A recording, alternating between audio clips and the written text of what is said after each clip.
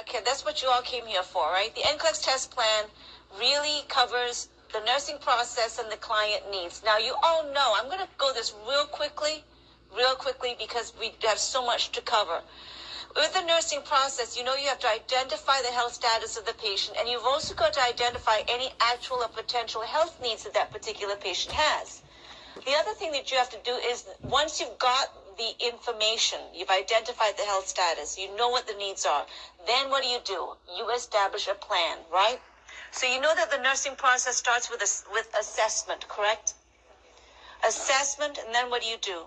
Then you make a plan.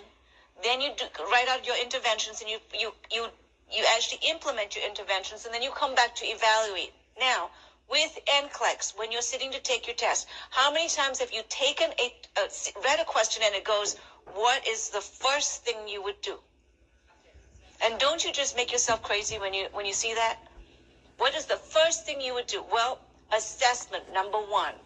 Okay? So the first thing you have to keep in your head is, I have to assess first. So if you read the answers and the answers have to do with, assessment, implementation, then you pick the one that tells you have to assess first. Then you have to remember that it is cyclical also. Once you've assessed, once you've planned, once you've done your interventions, you have to go back and evaluate, right? And sometimes what you've implemented is good. It worked. And sometimes it doesn't. And what would happen if it doesn't work? You have to go back to square one. And I got to tell you that the more you use the nursing process, the stronger you're going to be. You're going to be like Arnie Schwarzenegger. Okay? The stronger you will be. It builds on each other. You will develop nursing muscles that you never thought you had. When was the last time you heard somebody say that? Never. Okay? All right? So again, just one more time, you assess, you make your nursing diagnosis, you make your plan, right? Then you implement your plan, you evaluate, and if necessary, you reassess or you reevaluate, correct? Assessment includes getting information. Now, where can you get the information from? Well, a lot of places, right? You're constructing a database, basically, is what you're doing. So where do you get the information? How do you construct the database? Well, the client, the patient is number one, right? How about the patient's family? Sure, you can get information from the patient's family as well. How about past medical history? Absolutely. How about an old record? Yes, an old, medical record, right? How about that? Sure, you can certainly do that. Other areas that you have to think about also is that you can also get information from neighbors and friends. Absolutely. Particularly, NCLEX likes to throw you a lot of home health questions. Particularly if you go visit someone in their home, you're a home health nurse or something, and you've got neighbors. Well, the neighbor can tell you that Mr. Anderson has a tendency to wander around at night from 5 to 6, and he doesn't know where he's going. He's a sundowner. Then you can figure that out, can't you? Sure. Absolutely. I had a patient one time where I visited him around 4 o'clock in the afternoon. And at 4 o'clock in the afternoon, he was absolutely lucid. He was fine. He could have a conversation. So when his wife calls me at 8 o'clock at night and says he's missing, okay, and she doesn't know where he is, and he was going crazy at 7 o'clock, I'm having trouble visualizing this because I just saw him at 4 and he was perfectly with it. But this guy's a sundowner. You all know what that means. Sun goes down and he goes loopy, right? And I'm sure many of you have taken care of people like that. Day shift tells you, oh, he was fine. And then, you give report to day shift the next day and you say, I sure had trouble with him. They look at you like, no, not the same guy. But yes, the same guy. It's just a different person. Okay, then we make our diagnosis, right? Now, making the diagnosis is okay, I know you're all going nursing diagnosis, nursing care plan, and all your faces are now on the floor. You hate that, right? Actually, it's not so bad. Remember the first time that you actually came up with a nursing diagnosis that worked, and your professor went, yes, that's it, and didn't cross it out? Remember when that happened? Wasn't that a eureka moment? Wasn't that an aha moment? I got it. I finally got it. The same thing with your NCLEX test taking skills. As I said, when you go to take your test, the first thing you do is, the question is asked, what would you do first? Well, first thing you do is assess. What is another first that you could do? ABCs, airway, breathing, circulation. There's some basics that you just need to remember. Okay, and when you get the concept that first thing I have to do is gather the information, or the first thing that I have to do is make sure the guy's breathing, because if he's not breathing, there's no point doing anything else, right? You've got your eureka moment. You've got your aha moment. Okay, planning. Now, we all know that when you make a plan, when you make your diagnosis and you say, okay, let's, for example, you know the guy's short of breath, and so he's got COPD, right? And you know that one of the things that you have to do is get oxygen in him. Okay, is there only one way to go? No. There are multiple things that you have to do, right? And multiple ways that you can go in order to achieve that goal. In nursing, as in medicine, as in life itself, there is never only one set way to accomplish your goal. Would you agree with that? There's never just one way. There are multiple roads and paths that you can take in order to get to your goal. But sometimes what you need to do is set short-term goals and long-term goals. And in NCLEX, they have a focus on that too. An immediate goal, okay, or a goal that's down the road. And they do ask you those kinds of questions. An immediate thing, an immediate goal versus a long-term goal. Okay? Let's put it this way. Here's your COPD patient, and he's got a pH of 7.22 because he's very acidotic. And he's got an oxygenation of maybe 40. Now, that 40 is not good. It's kind of incompatible with life. Right? Would you agree? Yeah. Okay, so we want to get it up. Okay, we need to get it up immediately. So we'll put him on 2 liters of oxygen to get up. That's your immediate thing, right? The immediate thing is let's put him on oxygen. Let's get him so that his oxygenation status now, quickly, let's get it up. Now, your long-term goal would be the same thing, but your implementation would be different because now you have to talk about, okay, what's wrong with this guy? He's got COPD. Well, why does he have COPD? What's he doing? Is he taking his medication properly? Is it albuterol? Is he giving himself, dispensing the albuterol correctly? Do you see what I mean? There are different goals that you follow. There's paths that you take depending on the goals that you set. All right. When you decide on what to do, I'm going to tell you all to do the Nike, which is called just do it. Now, how many of you, and it's the same thing with your test taking, okay? All right, show of hands. How many of you have taken a test, picked an answer, went back and changed it, and got it wrong? Yeah, the entire room. You see what yeah. So just do the Nike.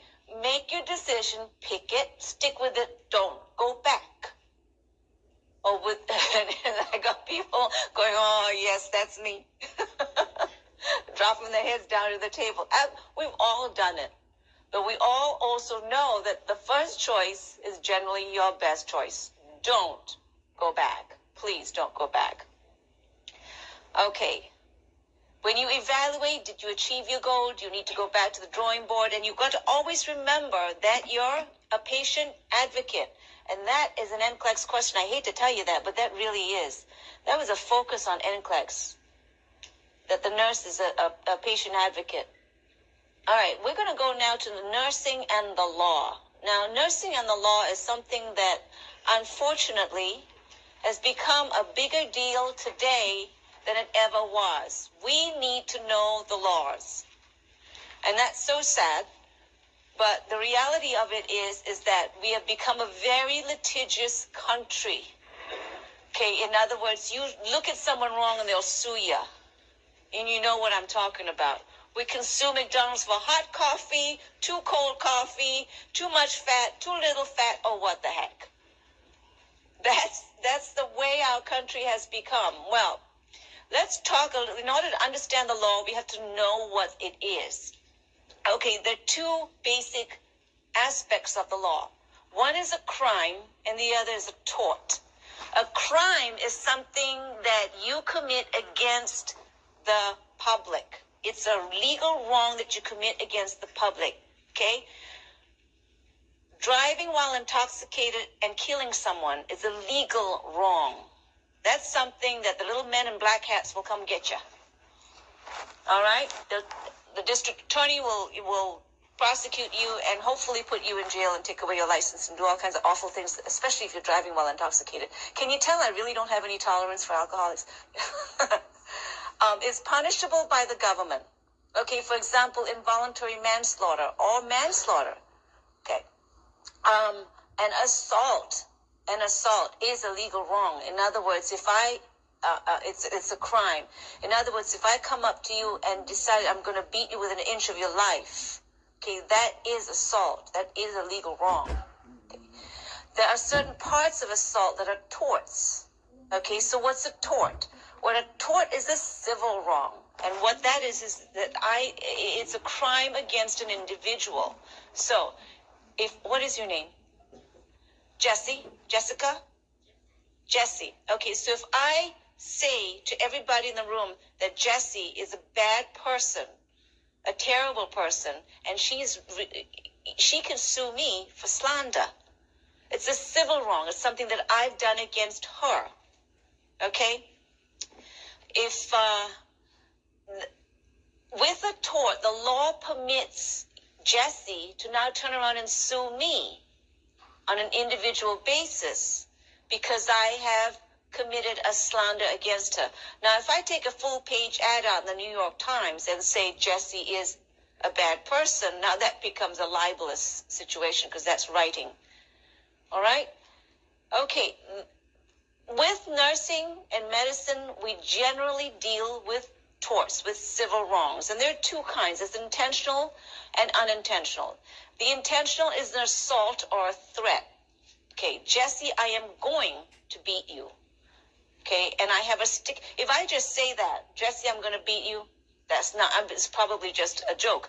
But if I have a baseball bat in my hand and I hold it and I wave it at her and I say in a very menacing tone of voice, Jessie, I'm going to beat you, that's an assault. If I actually beat her, in other words, there's contact, that's battery. Okay, so those are the two intentional types of torts. The third one is invasion of privacy. And this is when you have the elevator talk. You know what I'm talking about? Lots of elevator talk, is standing in the elevator and so, yeah, Mrs. Anderson in room 223, she's just too difficult to manage. Now that's invasion of privacy, particularly if there are other people in the elevator as well. The other one is the cafeteria talk as well. Yeah, I mean, there was a hospital I worked in with a lot of medical students, and the med students and the residents and the interns were famous for standing in line in the cafeteria and discussing their cases. Yeah, absolutely, discussing their cases. And they were mentioning names and just getting, down and dirty on the discussion of the cases with each other. And that's okay, but except for one thing. There were other members of the public there. Okay, you cannot mention the patient's name, the room number. It's gotten to the point where you cannot even announce code blue in room 322. You have to say code blue 3rd floor. You cannot say 322 because why? I mean, the relatives of 322 might be in the hospital hearing this and not knowing what's going on, and that's an invasion of privacy. There are certain examples of torts also, which is an invasion of privacy, okay? Another example is, for example, photographing a procedure and showing it without the consent. So let's say that Mrs. Jones is having a gallbladder surgery. And we all know what gallbladder surgery is now, right? It's a Band-Aid surgery. 2 little incisions. Used to be they'd cut you from ear to here. Now it's 2 little incisions, 2 little Band-Aid incisions. They put a little scope in and they go in and they excise that way. Well, if you photograph that procedure without getting the patient's consent, and then you use that procedure to teach or something like that, the patient really can sue you for that.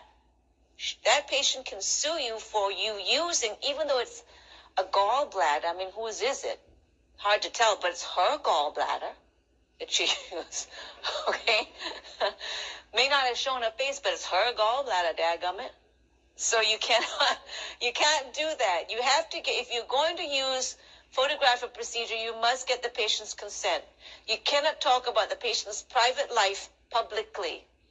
Okay, let's just say, and this is a very good instance, let's just say that you have a patient who's come in, and she is the victim of domestic violence, and we all know what that is, right? Let's just say that her husband just beat her within an inch of her life. He's rearranged her face. Her left eye is over here now. And the nose. So let's just say he's done that. Okay, he's rearranged her face completely. Well, and she's told you that it was her husband and that she's had this big fight and they've had years of problems. And it started with psychological abuse and then it's moved to now physical abuse. Now she's confided in you all of this stuff. Let's just say that you talk about that publicly to somebody else. That's a huge no-no. A huge no-no. You cannot be standing like in the elevator or in the cafeteria and talking about Mrs. Jones. Now, can you share this information with a coworker in the privacy of the nurse's lobby or in the privacy of report? Yes, that's different. That's the information that you have to share in order to expedite the care of the patient, correct? I mean, because a lot of times patients will come in and they've got these black eyes and things like that, and they've got a little alcohol on their breath. And so what happens? We presume that this person is an alcoholic and fell down the stairs. So yes, it's her fault. She was asking for it. Okay, so we presume things. And therefore, because we presume things, if we don't know the facts, we may not be treating this particular patient properly. Okay, does that make sense? Excellent. Okay, there are some situations, and I've just got through telling you that you cannot disclose this information. A lot of this information you can't be telling people. Well, there are some situations where you can, and you must. Okay, one of the number one is suspected elder or child abuse. Okay, so if you suspect that this child is being abused, you need to report. Now, I can tell you a story of a kid in Florida, because I just moved up to Charlotte from Florida. I've been in Florida for about 12 years before I moved to Charlotte. There was a case of a 2.5-year-old boy who was brought to the emergency department, and he had a fracture on the top of his head. The point of impact was the top of his head with a fracture that kind of radiated out from the point of impact. When he was brought in, he was already comatose. He had severe bleeding to the brain. The kid died, ultimately. Well, we did a whole total body x-ray on him, and we found that he had old breaks of the arm, of the ribs, and of the legs. And they were suspicious, very suspicious, because at 2.5 years old, you don't have that many injuries. Well, it turns out that the stepfather was trying to potty train this kid. And he had insisted the child at 6 months old be started on potty training. 6 months? So what he did was he punished the child every time the child pooped in his pants or peed in his pants in the diaper. Well, he put the kid in a regular pair of pants, and the kid defecated on himself. At 2.5 years old, his sphincters are not developed enough. His anal sphincter, neither his anal nor his bladder sphincters are developed enough for him to be able to control them. This is not an appropriate age to potty train him. Certainly not at 6 months. Well, the father got so upset, he took the kid by his heels and plunged his head into the toilet to teach him a lesson. He killed the kid. Absolutely. Now, that in itself was terrible, right? You'd agree. Here's what's worse. Now we have nurses who went, I thought there was something funny about this. They thought in the 16 other visits that occurred in the last 3 months, they thought and nobody reported. See the problem I have? I got a big problem here. Huge problem. So If you suspect child abuse or suspect elder abuse, you need to report. Better for you to be wrong and the patient be alive than for you to be right and not report and the patient to be dead. Very important. Any criminal activity. Now, what's criminal activity? Rape is a criminal activity. If a patient comes in, he or she has been a victim of sexual assault, whether it's rape or sexual assault, if that person has been a victim of it and discloses to you, you must call the police. Now, regardless of whether she or he wants you to or not, that is a crime.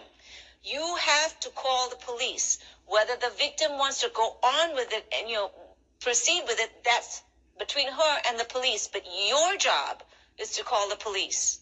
Is that pretty clear? Okay. Any use of narcotics. Well, here's a good one. Here comes the guy. The patient comes in, and he's been in a motor vehicle accident. It was a fender bender. Okay, and he comes in because his neck hurts. Okay. Well, his neck hurts and his back hurts. So we tell him, you need to take your clothes off. Actually, it was a her. It's a good example. You need to take your clothes off and put this gown on. Well, in taking her clothes off and she says, do I have to take my bra off? Yeah. Okay, then she takes her bra off, and in taking her bra off, a crack pipe falls out. Ooh. Isn't that special? Well, it happens. So this crack pipe falls up, you pick it up. Okay, now you have drug paraphernalia. Do you return it to her? Absolutely not. You do not return it to her. If you find drug paraphernalia or drugs on a person, you do not return it to the patient. You need to get it into the hands of law enforcement. So that means you got to call the police. Any communicable disease, like if a patient comes in with a cough, night sweats, severe weight loss, do an x-ray and it looks like it looks like he has tuberculosis, that needs to be reported to the health department. Anyone who comes in who's a newly diagnosed HIV patient must be reported, okay? Infectious diseases like sexually transmitted diseases must also be reported to the health department. And the health department will follow up from there. Okay? Any questions so far? Okay, let's talk about false imprisonment. False imprisonment is making someone feel wrongfully that he or she cannot leave a place. Okay? Let's put it this way. Here's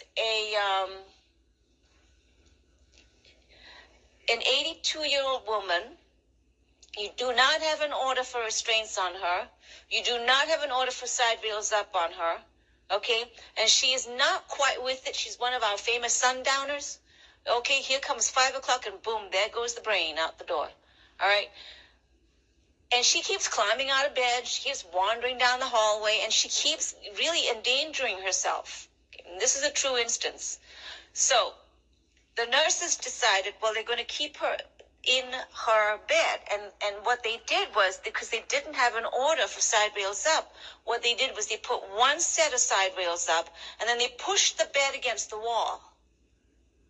Well, is that false imprisonment? Absolutely, because what's the intent? The intent is to prevent her from getting out of bed, right? The intent was there. So even though you don't have 4 side rails up, so technically they didn't have all the side rails up, but the intent was, even though they had only side rails up on one side, the intent was to stop her from getting out of bed. So that is false imprisonment.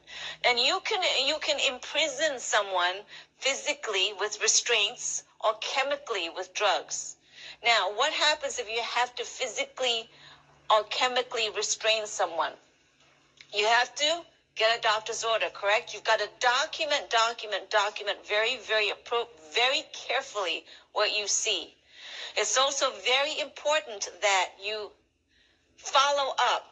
Okay, my girlfriend's mother just died in Charlotte, North Carolina. She was in a nursing home, and she was missing from the nursing home. She had a history of wandering, okay? And they took her to a picnic, and nobody really watched her, and they found her the next day. And now, the temperatures in August in Charlotte, North Carolina were hitting like 98, 90, the high 90s.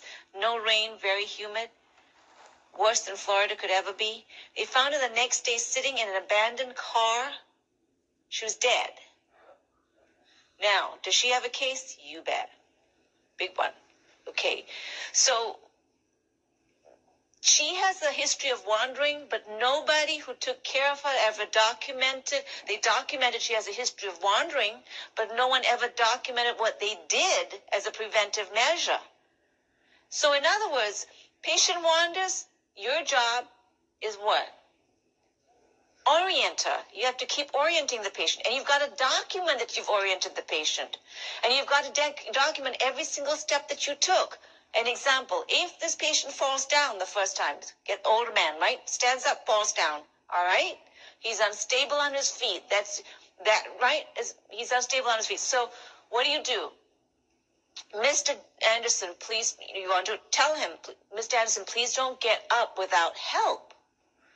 Document that you instructed him not to get up without help. Well, Mr. Anderson gets up again without help, and boom, there he goes. He falls again. Okay, so what do you do now? You again document the next step that you took. You put Mr. Anderson in a chair. You call the doctor. You document everything. The doctor gives you an order for a jerry chair you see, every single step of the way, and it must be progressive. In other words, you can't go from nothing to everything. You cannot go from nothing to full restraints, 4-point restraints in the vest.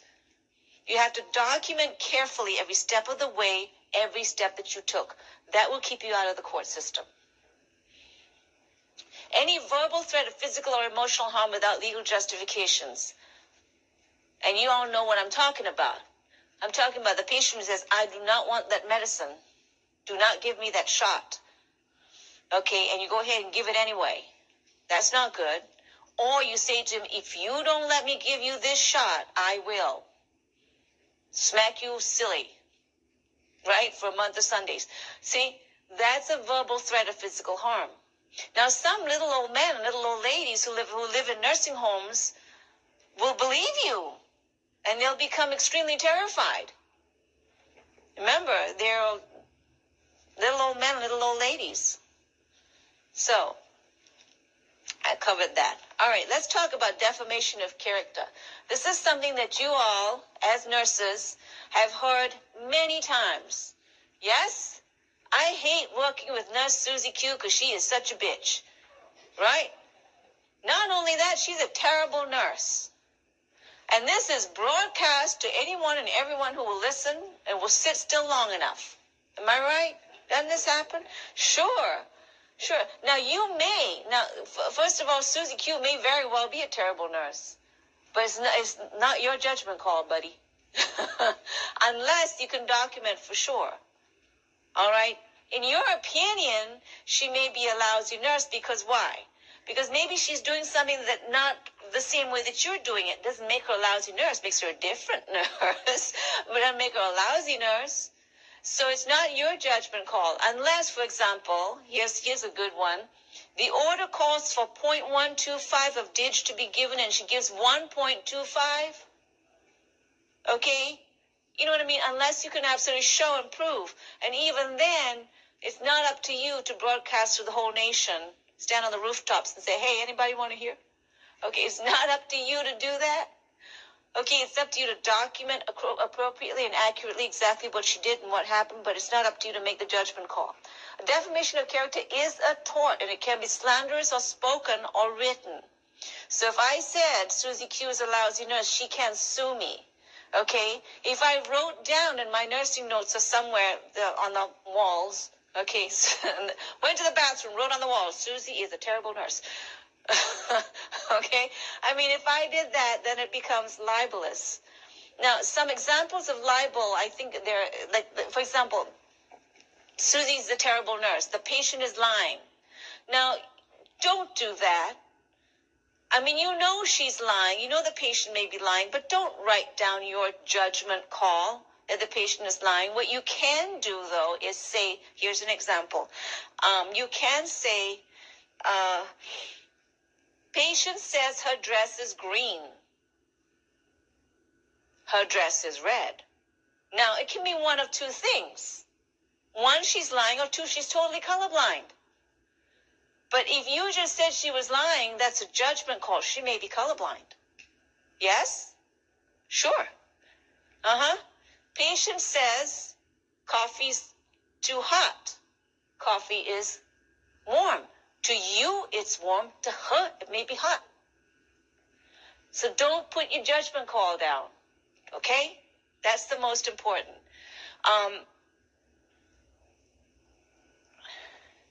Giving out inappropriate or inaccurate information. Oh, this is one of my favorite ones. This is a good one. Here you go. Family calls on the telephone. All right? And Nurse Ratchet, who's your head nurse, gets on the phone and says, oh, yes, Mr. Smith in room 3. And she proceeds to spill her guts about that patient. Have you worked with nurses like that? Give all the information on the telephone? Yeah. And not only that, I had this incident happen, okay?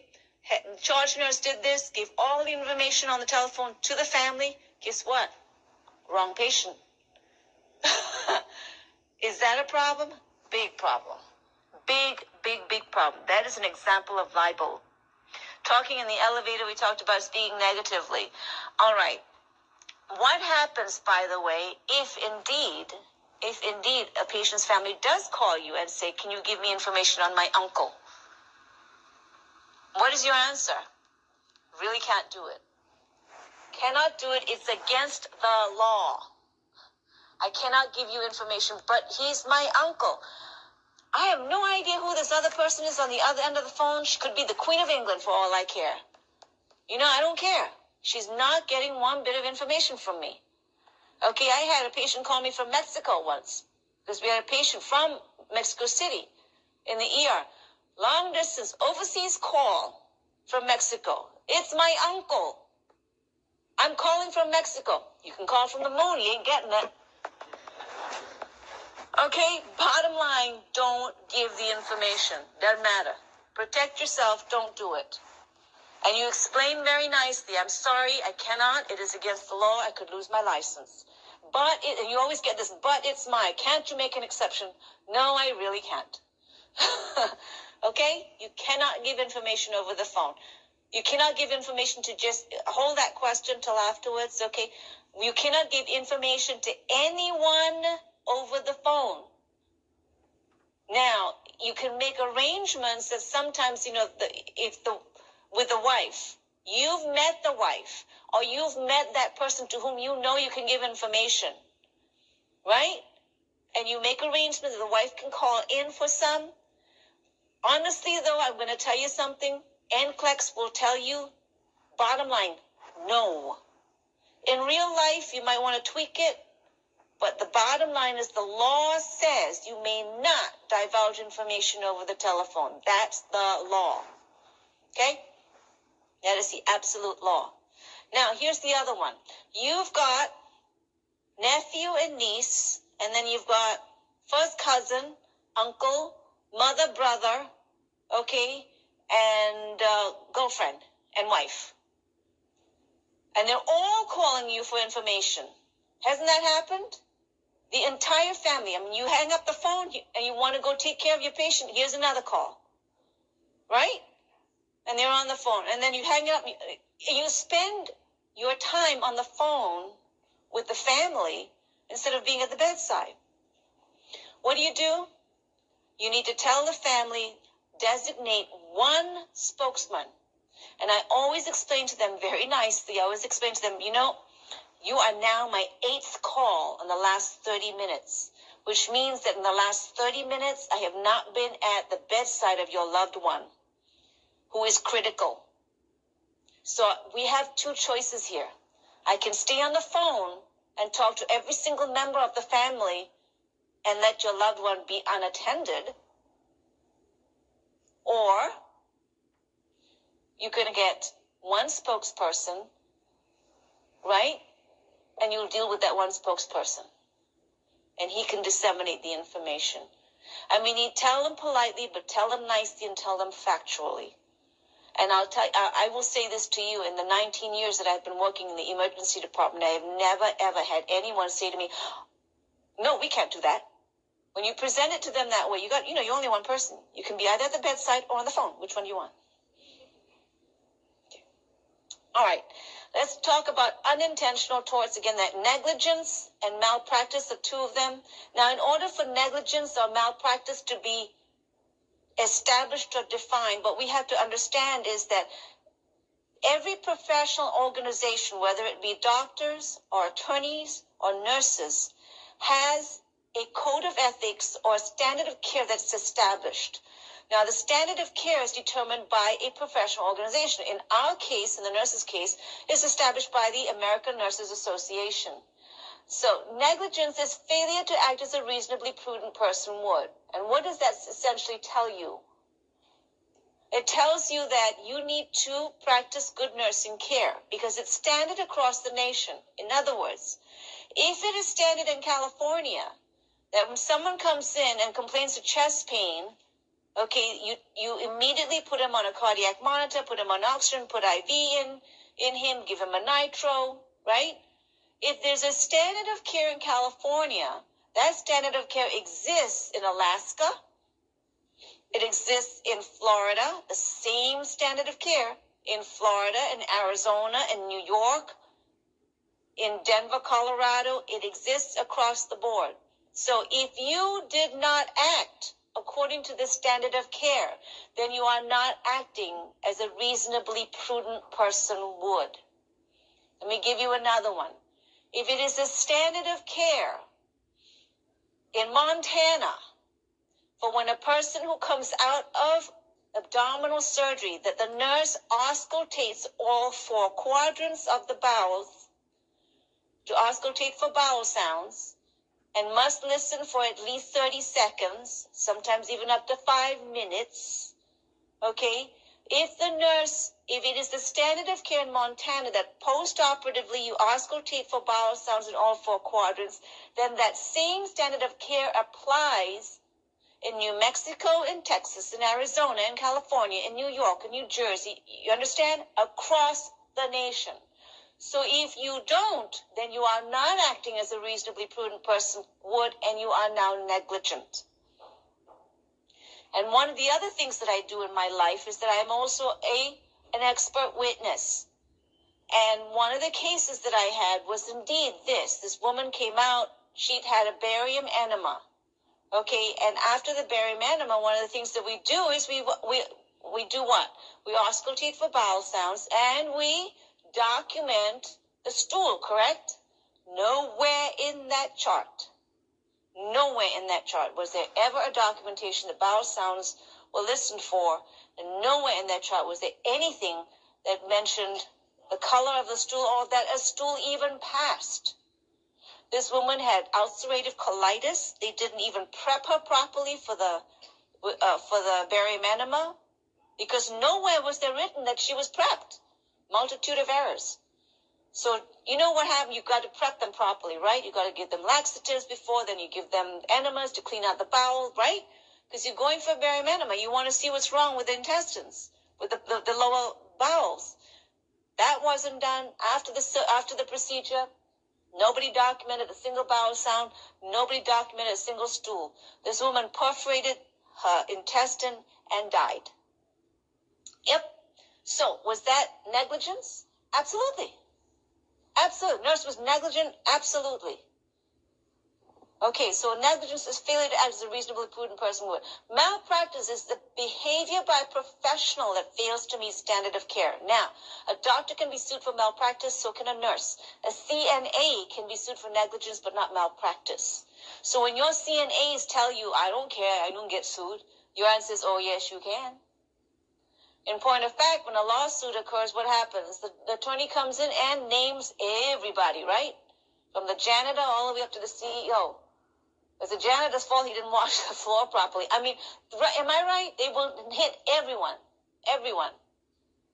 So malpractice is behavior by a professional that fails to meet the standard of care. It can be intentional or unintentional. Now, I'll give you an example in a second. It results in harm to another person. And so now what is the difference between malpractice and negligence? Negligence, as I said, applies to a lay person, so a CNA can get sued for that. And malpractice refers to a professional. Now that I've gone through all the bad scenario and told you that, oh my gosh, you can get sued for this, you can get sued for looking at somebody cross-eyed. Okay, looking at somebody wrong. You're all ready to hang up your licenses, right? And go home? No. Okay. Why? Here's our saving grace. The person who files a lawsuit must prove 4 essential elements.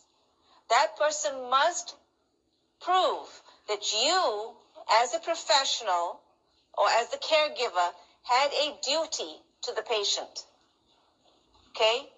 You breached that duty.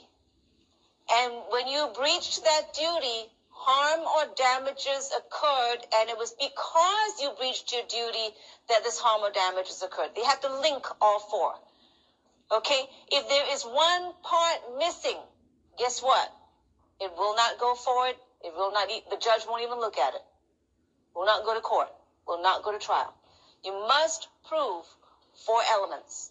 You had a duty. You breached it. Harm occurred, and the harm occurred because you breached your duty. I'll give you an example when we get to the DNA part. Okay, some common causes of nursing lawsuits. Well, failure to administer an injection properly, failure to ensure safety of elderly or medicated, sedated, confused, or dizzy patients. Okay, here you go. Failure to administer an injection properly. The doctor's order reads 25 milligrams of Demerol IM. Okay? And you drop 25 milligrams of Demerol, not a problem, and you utilize a 5/8 inch needle to administer it. Guess what you just did? You gave it sub-Q. So you failed to administer it properly. I had a patient one time where the nurse gave Phenergan, 25 milligrams of Phenergan, with a 5/8 needle. Well, that went in sub-Q. And Phenergan sub-Q can cause tremendous and huge lipodystrophy, and that is exactly what happened to this patient. So she could say all she wants, she administered IM. It did not go in IM because it was right there in the sub-Q. She used a 5/8 inch needle. So you have to choose your tools properly too. Failure to follow prescribed orders or established protocols, well, that also is included in the failure to administer an injection properly. Failure to assess or observe. Now, we covered this already. Remember, I gave you the instance of the old man who keeps falling? Yes? The same thing. Now, failure to assess a wound properly. Here's a good one. Those of you who work in nursing homes and all these wonderful little old men and little old ladies with decubitus ulcers, every time, and I mean every time, every single time you look at a wound, you do wound care. What do you have to do? You've got to document exactly how you did it. In other words, you use clean gloves to remove the old dressing and then sterile gloves to apply the dressing or do the wound care. You must document exactly. If it isn't documented, you didn't do it that way. Okay? The other thing that you've got to document also is the color of the drainage, the smell. Yes? The look. What did the wound look like? You must document all these things. If you don't, and measurement, you got to measure how wide, the length times breadth, and how deep as well. Is there any tunneling underneath that decubitus ulcer? And that's something we forget. We absolutely forget. I had a patient one time, and they said, oh, her wound is healing wonderfully. She had a big abdominal wound. Now it's just about the size of, you can just barely get a Q-tip in. I said, oh, very good. That sounds like a wonderful thing. Well, my first time with a patient, I had to assess her. I went with a Q-tip, one of those long Q-tips. I went with a sterile Q-tip. I went in, and guess what? I put the whole Q-tip and tunneled all the way around. This wound was healing real well, wasn't it? Okay? You also have to describe how you packed the wound and how much you used to pack the wound. So if you used 3 4x4s, if you removed 3, you better put in 3. Okay, and pack it well. You cannot go from 3 to 1 overnight. It doesn't happen. So if you remove 3, you put in 3, and you document very carefully exactly how you did it. And all right, another big cause of lawsuits against nurses is failure to follow the 5 rights of medication administration. And I covered this briefly with you also. Right route. Okay, if you use a 5/8" needle in order to give IM, you just failed right there. You flunked.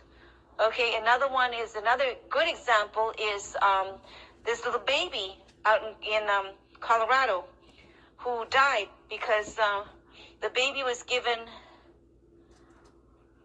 little babies who have cardiac problems, they get DIG. Okay, they get DIG. The nurse gave the PO DIG IV. Yeah, baby died.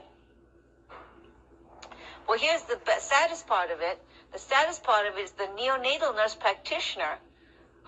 The nurse wasn't sure, so she went to the neonatal nurse practitioner and said, how do I give this? Do I give this IV or do I give it by mouth? The neonatal nurse practitioner wasn't sure, so they called down to the pharmacy. And the pharmacy wasn't sure. Yeah, exactly. So guess what happened? They figured, and the pharmacy actually said, well, I don't think it matters, so they gave it, IV, and the baby died. So, failure to monitor the IV site and failure and the enteral lines. How frequently should you monitor the IV site? At least once a shift. You need to monitor it, you need to document that you monitored it, and you need to document what it looked like. Any signs or symptoms of inflammation, infection, infiltration, you need to document. And you've got to monitor at least once a shift. Okay. All right, some legal facts of nursing practice. Well, you know that for certain procedures, you must get an informed consent signed, right, from the patient. Well, before that patient can sign the informed consent, doesn't that patient have to be competent? In other words, please don't ask someone whose IQ is 2 points higher than a rock to sign for, right? He's not competent, folks. So competence is a big deal. Competence is a very big deal. Informed consent simply means what? That the patient accepts the procedure and it says, yes, I'm going to have this procedure done.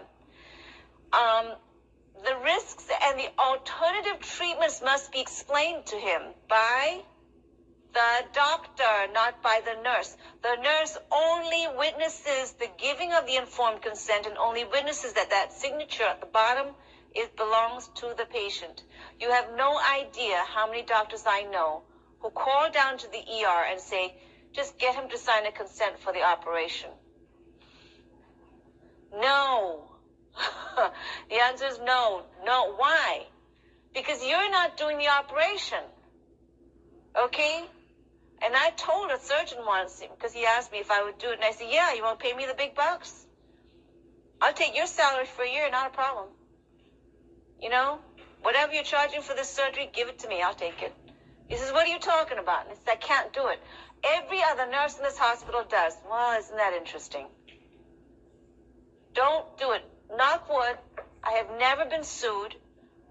I've been in court, but not as a defendant, only as a witness. Again, knock wood. Okay?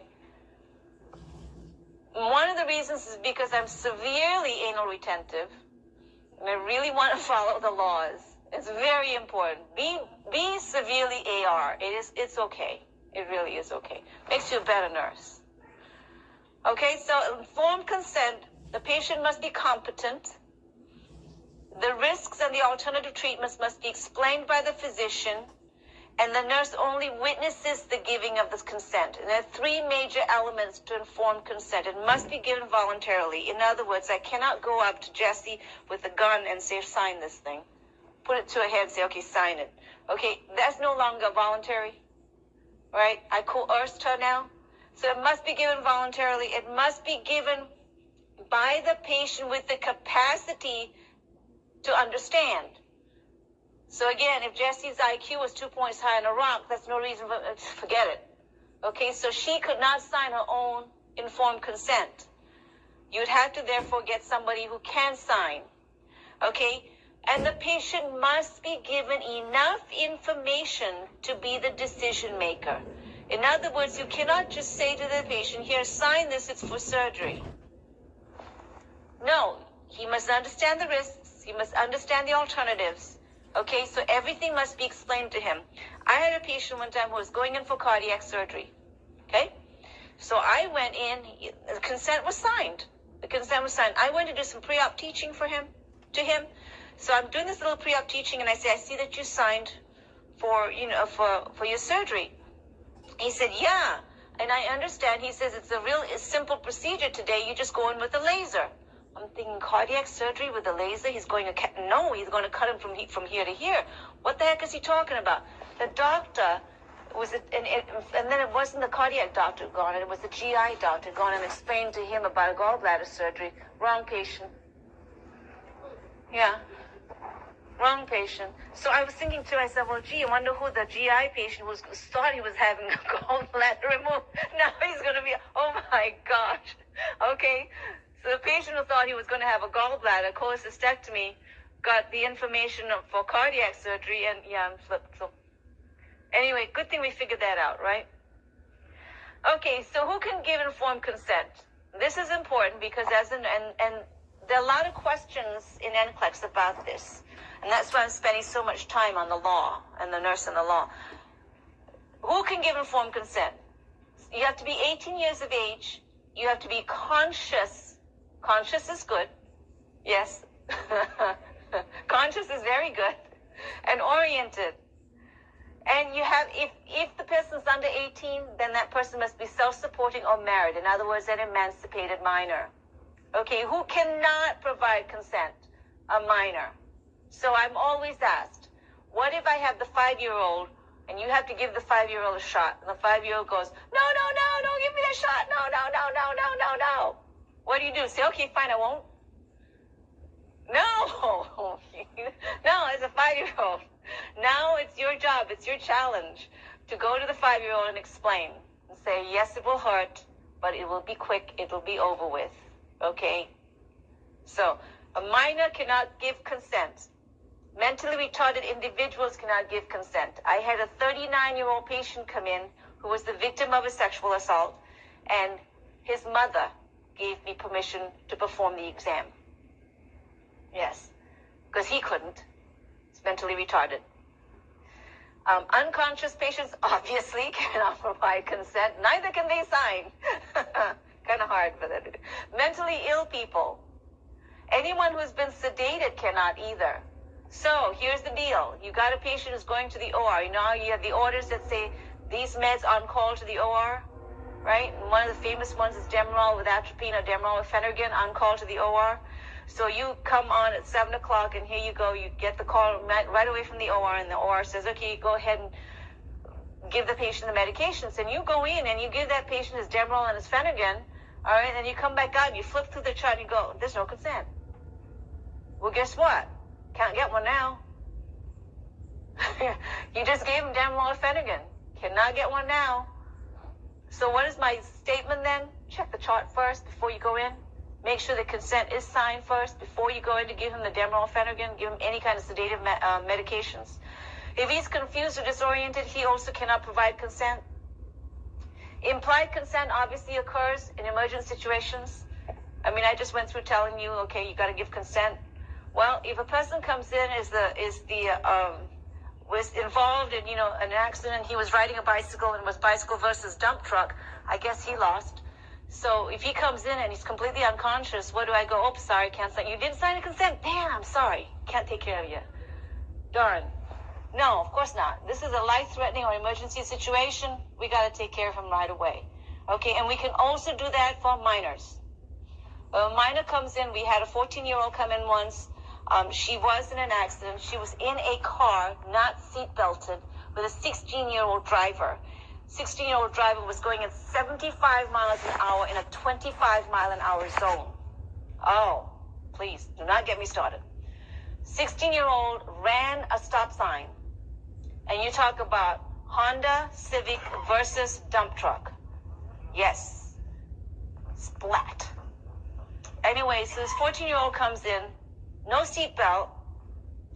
14-year-old was thrown from the car. I mean, imagine, thrown from the car. This is not a Honda sports car, okay? So we say thrown from the car, had to go through some kind of hard glass or door or something, you know?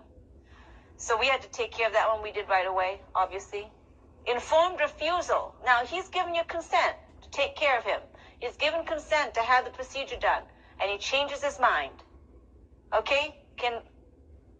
Do you have to comply? Absolutely. If he changes his mind at any point in time, before, at the initiation of the treatment or during the treatment, and he insists that he does not want it done, then you stop. It's not like you're having a sigmoidoscopy and you know that's uncomfortable and you go, oh, stop, that really hurts. Okay, it's a little different. I mean, if that happens, what do? You stop advancing and you just kind of wait. It's like giving a soap suds enema, all right? And you insert the tip and you start to let the water flow and they start screaming. Stop, that hurts.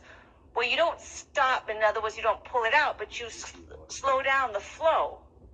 You stop the flow, let the cramps go away. Okay, and you say, I understand that we'll work on this slowly. But if he absolutely insists he does not want it done, then you need to stop. Because otherwise it's assault and battery. An informed refusal is valid even after informed consent has been given, and that patient must have decision-making capacity.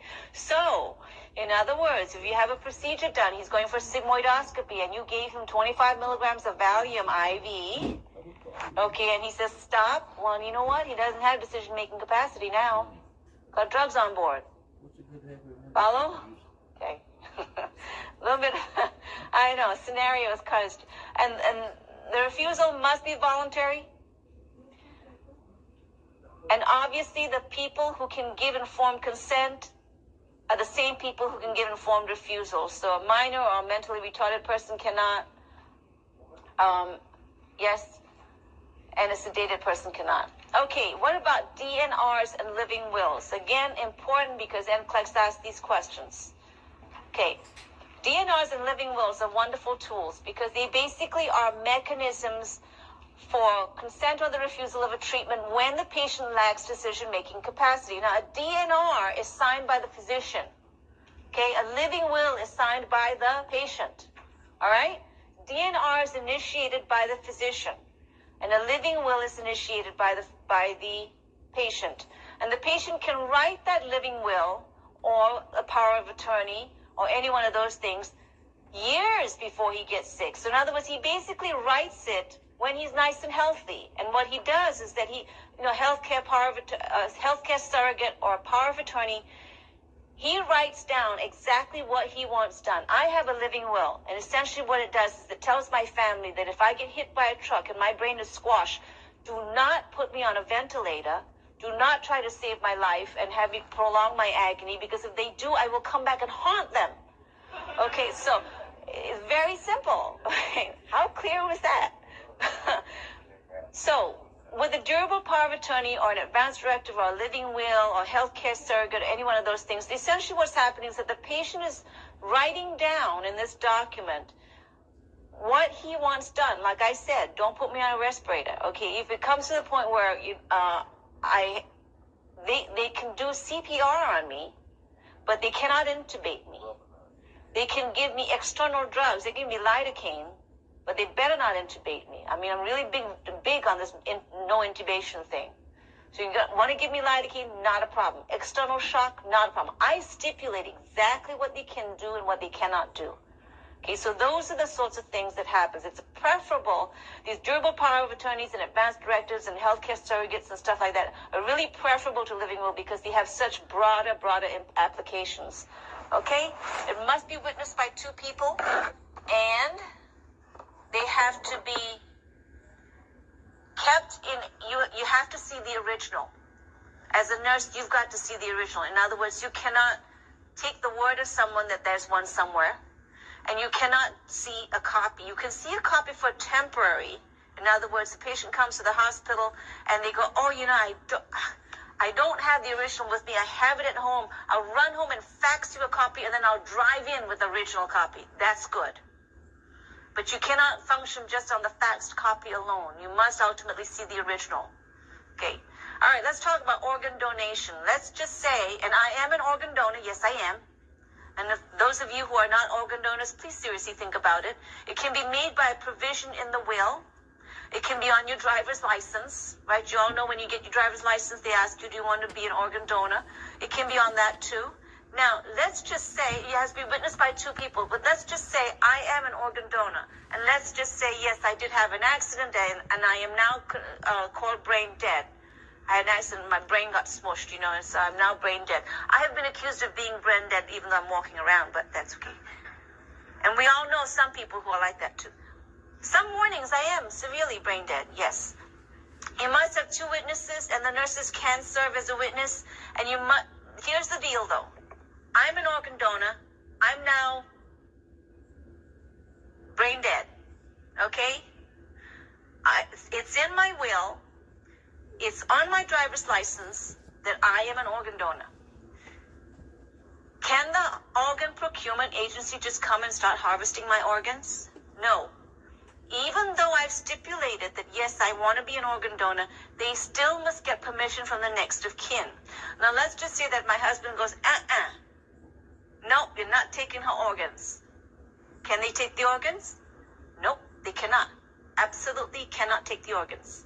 So you must have permission from the next of kin. Now, who are your next of kin? All right, you all know you've got the great Aunt Tilly, you've got the cousin, right? The wife, the girlfriend, the other girlfriend, the mistress.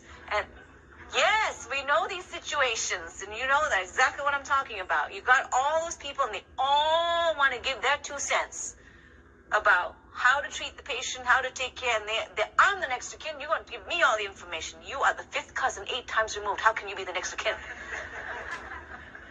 But you got that. You got those wonderful people. So in order of priority, thank goodness the law has set out for us, in order of priority, the legal next of kin list. So number 1 is the spouse. Then the adult son or daughter, and usually the oldest son or oldest daughter. Then the mother. Okay, then the adult brother or sister, and then the very bottom is the legal guardian. Okay? Obviously, if the person has a legal guardian, that person has nobody else in his or her life. So that is your order of priority. Any questions? Good. If you have questions, write them down, right? Write them down. Okay. The instant report. Okay. We don't like instant reports, do we? We hate instant reports. Because an instant report means what? It means that oops happened. I hate that when that happens. The oopsies. Ugh, can't stand them. Okay. Let's say that you come around the corner, okay, and then, here's Miss Matilda, and she's on the floor. Do you have to write an instant report? Absolutely, but what do you write?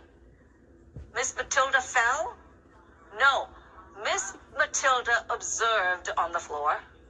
That's how you do it. Sitting position, lying position, whatever. Okay, but you do not make that assumption that she fell. You don't know. She could have just decided to sit. You don't know. So you make that documentation that she was observed on the floor in whatever position that you saw her in. Obviously, if you witnessed her falling, then yeah, you write down that she fell.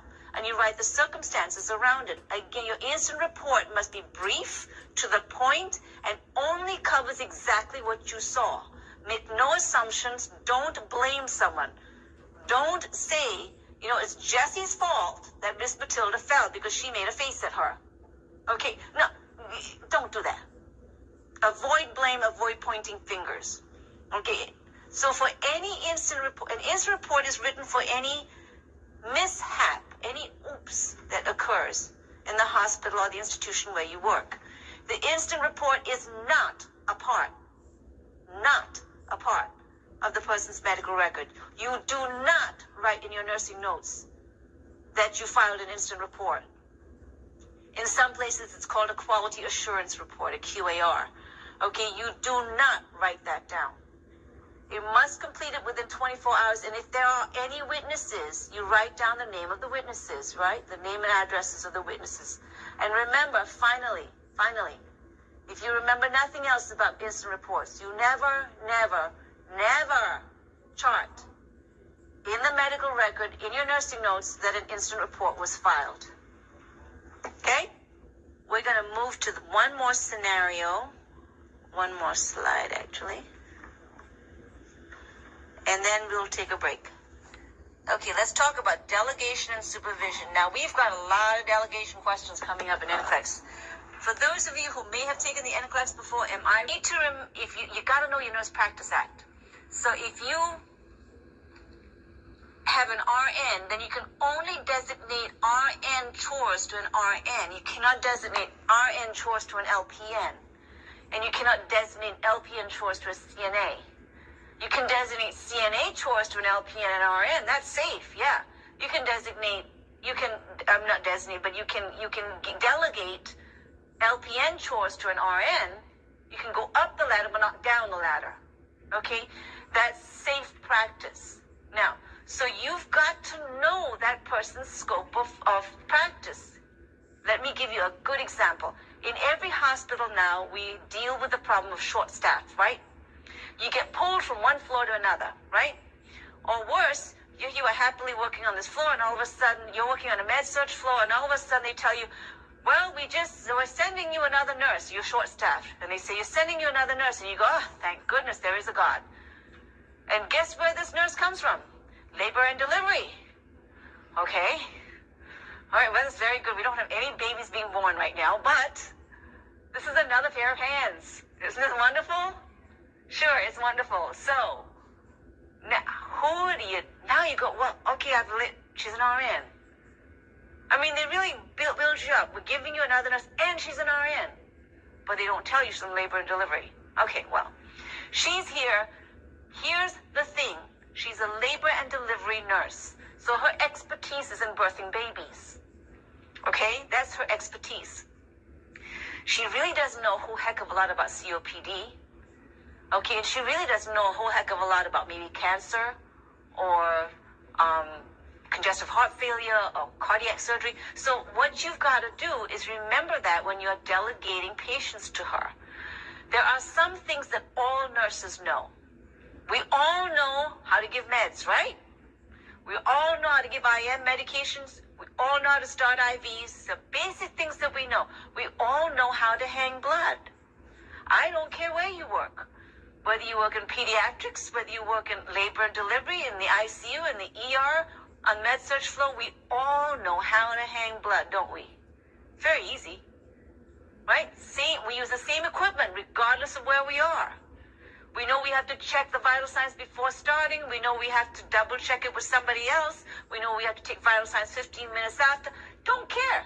Doesn't matter what your expertise is. There's certain basic things with nursing that we all know. So those are the sorts of things you keep in mind, because there is an NCLEX question floating out there that says, you got this patient from labor and delivery. Okay, which of the following patients should you assign to her? And you've got a patient that, has tuberculosis, and you got a patient that has congestive heart failure, and you got another patient who has cancer, and then your fourth patient is that he needs 2 units of packed cells. That's the one. That's the one. She knows how to do that, trust me. If she doesn't, she's fired. No. But that's a basic nursing skill. Okay, so say I'm a nurse, the charge nurse, and I got this labor and delivery nurse that came in, and I assigned to her the patient that's supposed to get 2 units of packed cells. Okay, now that I've assigned it to her, do I just relinquish responsibility now? Absolutely not. It's still my job to make sure that it was done. So just because I gave it to you doesn't necessarily mean I have now relinquished responsibility. Okay, you're accountable for it, but I am accountable and responsible for it. I still have to make sure that it was done. So if I come up to you and say, well, how's it going, with that patient with the blood, it's not because I'm trying to be a pain in the tail. It's because I really need to know. And so, some nurses will do that. They will think, why are you checking up on me? You don't trust me? Nothing to do with trust, folks. It has everything to do with the fact that you're the charge nurse and you're still responsible and you're still accountable. Because if anything goes wrong, it's your butt that hangs in the breeze.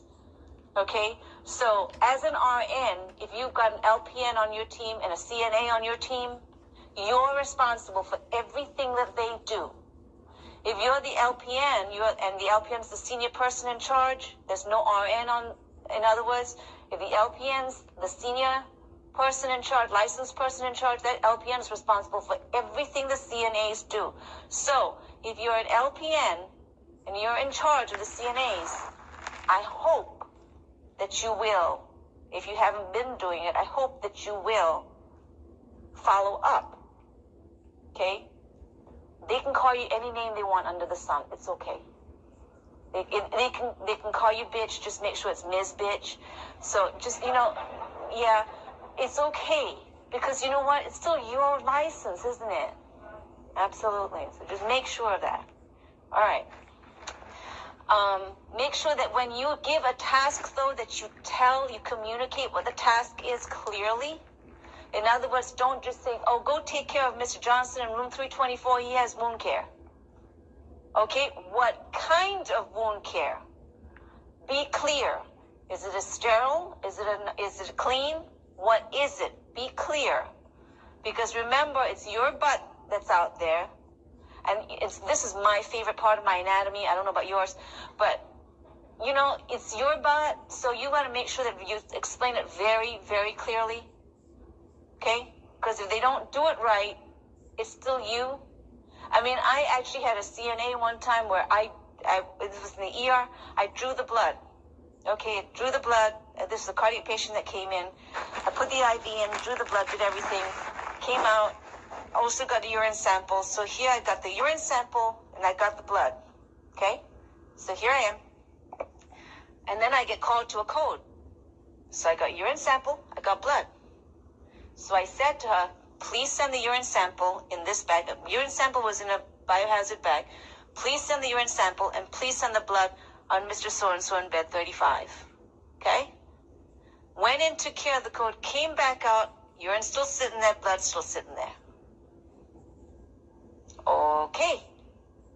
Do we have a problem, Houston? Yeah, we had a problem. So now, don't know why she didn't send it, but it was my job now as the person who was in charge of her to find out why. I wanted to kill her, but it's okay, I didn't. To find out why, and then to troubleshoot and find out to make sure that from this point on, the same problem doesn't occur again. Yes, she will never work for me anymore. That's it. Okay. All right. What are some of the activities that a UAP or CNA can do? Well, they can do non-invasive procedures. EKGs are all right. Ambulation, ADLs, vital signs, eyes and nose, basic AccuCheck readings, okay? Clean dressings are good. They can do venipuncture in terms of drawing blood. Now, in some states, a CNA can also put an IV if they've gone through specialized training. But that is not something that is across the board. So NCLEX cannot ask you a question that only applies to certain states, because NCLEX is uniform. So NCLEX can only ask you questions that are uniform across the, the 50 states of America. All right. So venipuncture, drawing blood, yes, they can do this. Putting an IV line only applies to certain states, so that they won't ask you on those questions. Okay. Remember that your CNAs or your unlicensed assistive personnel, UAP, report to the RN or the LPN. And remember, if you are the RN or the LPN, it is your responsibility to follow up and make absolutely sure that whatever you delegated or assigned is completed. Okay.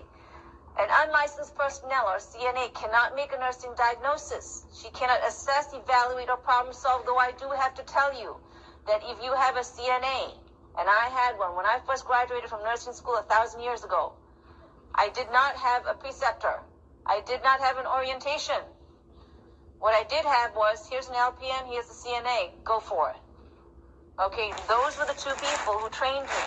Fortunately, Loretta, who was the CNA, was the LPN, had been a CNA for 50 years.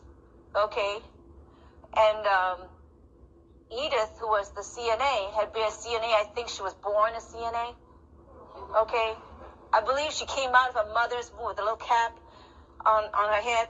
But anyway, between Edith and Loretta, I got the best training because both Edith and Loretta had been in nursing for between the two of them, they had over 100 years worth of nursing.